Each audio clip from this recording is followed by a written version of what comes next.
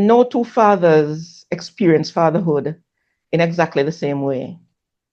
Yet there is wisdom in every father's journey. Welcome back to Conversations with Dad, Parent Possible series where fathers share their experiences, lessons, and reflections. Today, I am joined by Adrian Clarke. Adrian, Good day. welcome. Good. It's great to have you. Thanks for having me. Thanks for having me. Yes. I'm going to start, Adrian, by asking you to tell us a little bit about who you are. Who is Adrian?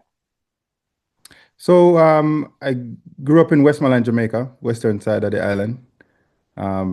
Was raised by my mom and a lot of strong women. So grew up in a matriarchal setting. My mom, aunts, and grandma. She played a pivotal role. My granddad was also there as well. Passed away when I was around 9, 10, thereabout, but was raised by women, basically, right? Moved to Canada when I was around 20. Um, Currently live in Alberta. Married. Have two boys. One just turned 4 a few days ago. The other one will be 6 in July. So I work in construction, project manager in the construction industry, as I said. But yeah, basically that's it.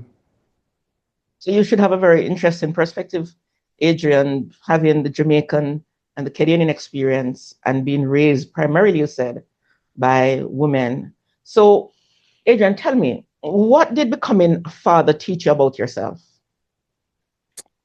Well, for me, I think like it taught me a lot of things, but one of the things that really stand out is I figured out really early after becoming a father that I was placing a like artificial limit on myself. Having the kids just kind of gave me an extra push, and I started to achieve things that I never thought I would be able to achieve before. So that's just one of the things I realized about myself, and it's a good one for sure. Excellent, thank you. Um, what has been the hardest lesson of fatherhood for you? Um, I learned a lot of lessons, but one that I would like to share is you you you have to understand that you don't have full control, right? You don't have full control.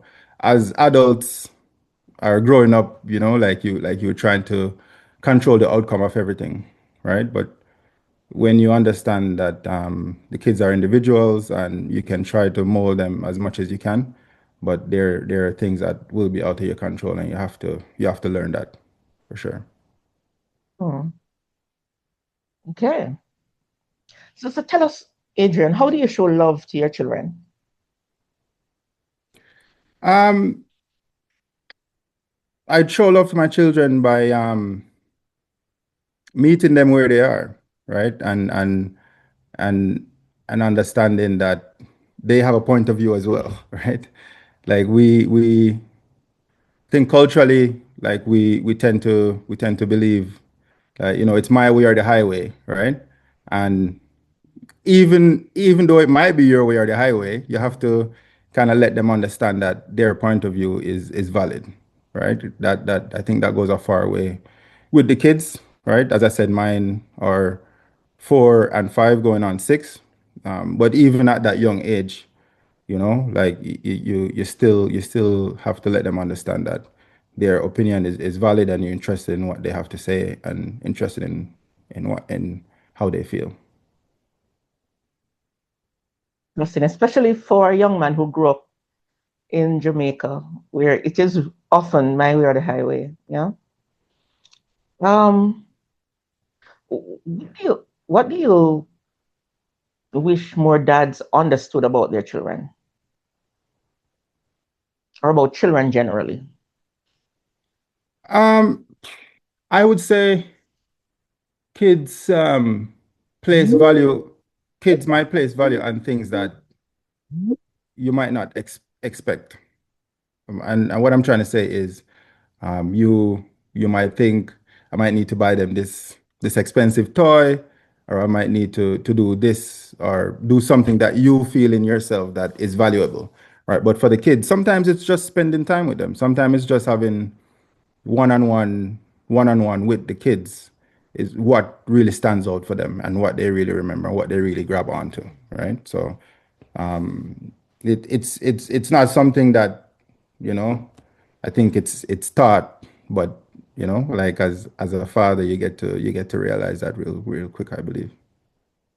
Mhm. All right. So how has fatherhood changed you, if in any way? How has it? You mentioned, you sort of hinted at that before, but I wanted you to dig a little bit deeper into that and think about, in one way, one profound way in which fatherhood has changed you.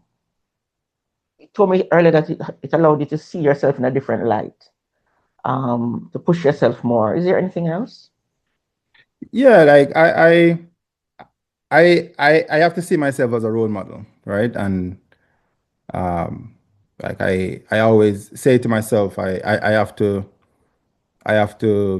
especially watch the relationship that I have with their mom, like around the kids, right?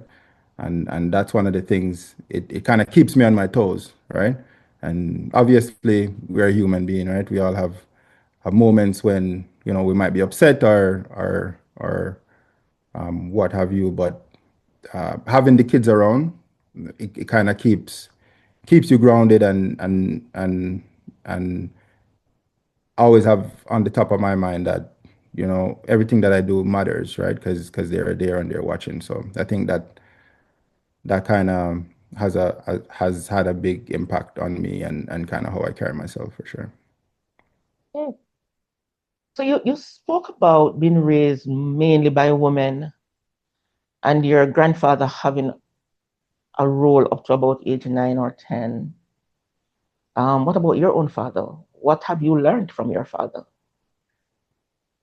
So my father didn't play a role in my life in any way as a child or as an adult, but I learn a lot. I learn a lot from my father, right?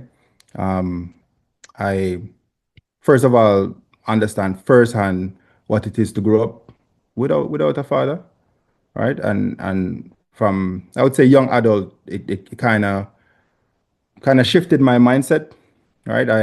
I chose to take the positive from the situation, and one of the things I always tell myself is, I will ensure that when I do have kids, I will be playing a role in their life 100% of the time, right?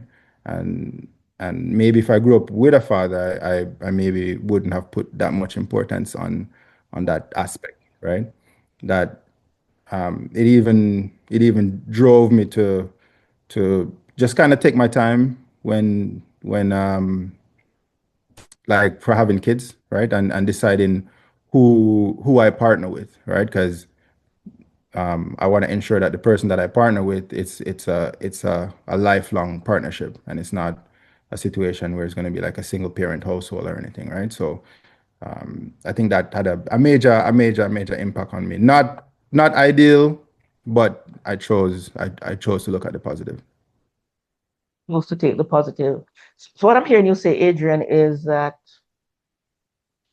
children learn a lot from fathers, even when those fathers are absent, when I they're believe so. never there, and you determine whether you're gonna learn and go negative or you're gonna learn and go positive. It's good to hear 100%. that from you, and to hear how that has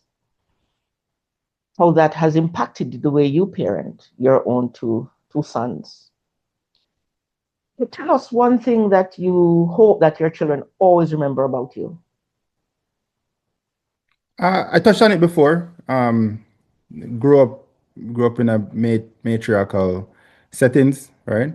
I always want to ensure that my kids remember the relationship I have with their mom, right? And I hope that kind of push them into a similar direction to Mhm. treat female with respect, right? Because I believe that they deserve respect. So there's a lot of things I hope they remember, but that's one of the things that's one of the major items for me for sure. Adrian, so there are lots of other fathers out there. Some of them are confident and believe they're doing well, but there are some who are trying their best and they feel like they may not be succeeding. What advice, if any, would you give to a father like that? I think I I think I would say give yourself some grace, father. Give yourself some grace. I'm not I'm not any different, right? Like I try my best every day, but I too feel sometimes like I don't have the answers. I might not Mhm. have the answers or I might not doing everything 100% right. But the most important thing for me is just consistency and being there for them, showing up for them every day and be there and being there 100% of the time for them. I believe kids strive on on on routine and consistency, and you want to ensure that you're a part of their routine on a day-to-day basis. Be a part of their routine in a positive way. So if there's one takeaway I would try to give to the fathers is be a part of their routine in a positive way. Okay. Adrian, are you a fun dad? I'm a fun dad. Yeah, are you? I mean, I think I play the role of a disciplinarian in the household. So I try my best to be a fun dad as much as I can. But I find that I'm the one who's the disciplinarian, and I think it's needed. So someone has to do it. Somebody And the has to bad do cop. it. You're okay. So you chose a bad cop. So, so tell me one thing though that you do with your boys that you think is fun, not just for you, but fun for them. One thing. Um, I, I I make up songs. I make up songs with them, right? I have this video that we make that they always talk about it, and we always go back and we watch the video all the time, right? Um, I don't know if you remember that Gilbert song "Water Come in My Room." Hmm. Obviously, they weren't alive for that, and they have Right. no context or experience of that, but they know that song, and that's one thing I like to do with them. Just make up silly songs and sing silly songs and do stuff like that for sure. Okay. Okay, fun dad. And Adrian, we have pretty much come to the end of the conversation, right? I don't know if you have any one question that you might want to pose to me. Hopefully, I can answer any question you ask, or any one thing you want to say as you go. This coming weekend, we're celebrating fathers. I believe that fathers should always be celebrated. I understand the value of having a father in my life. And so I look forward to celebrating fathers. And I call myself an advocate for fathers. As we get into the next couple of days where fathers are celebrated, is there any one thing that you may want to leave with us as you go? Have you said if I have a question for you, or you want me to leave a note with you? If you have a question, I'll How do try you, to respond to it. like as I said, my kids are very young, right? My understanding, your kids are adults, so you Young kind of adults, all yes. the stages already, right? So you might have some insight that I don't have. How do you how do you measure success with your kid? Like how like is there a way that you can gauge how well you're doing with the kids? Well, first of all, no two kids are the same, right? They're very different. And so what might work with one may not work with the other. And what's important for me is who are they being? Are they, what kind, how do they live the values that I try to instill in them? Are they kind? Are they Christian, which is for me is very important? Are they ambitious? How do they feel about education? a key value for me is about family. How do they operate with family, and so on and so forth? Are they good citizens at school? So when I went to school to have conversations with my children's teachers, I wasn't really interested in the grades my children are getting because I already knew the grades they were getting. I already knew how they were performing academically. What I wanted to know from the teachers, and some of them were often surprised that my focus was not the grades, was who are they in the classroom? How do they show up? Are they helpful? Do they listen? Do they participate? Because a child can do all of those things, and don't get the best grades. And because I am also an educator, there was a lot that I could do at home and even outside of the classroom with them. So good grades were okay, and my kids were getting great grades. But I was more interested in who they were being at school and what kinds of clubs and societies and so on and sporting activities were they getting themselves involved in. Not just that they could have it on a resume, but that could help them to know how to do teamwork, to know how to give back, and that kind of thing, how to organize, how to lead, how to manage. Um, and I see that now in who they are as adults. And so a lot of the measurement of my parental success is what I see now. And one of those measures is how my children treat me, which I modeled for them by how I treated my parents and how I treated their father's parents and that's how I treated family generally. And so that's how I measure the success of my parenting. You may not see it all the time. You may not see it when they're young because it's all contextual. And again, no two children are the same. And sometimes they need time to become who they are becoming. Yeah. That's great. Thank you. I'll take You're that. most welcome. Most welcome.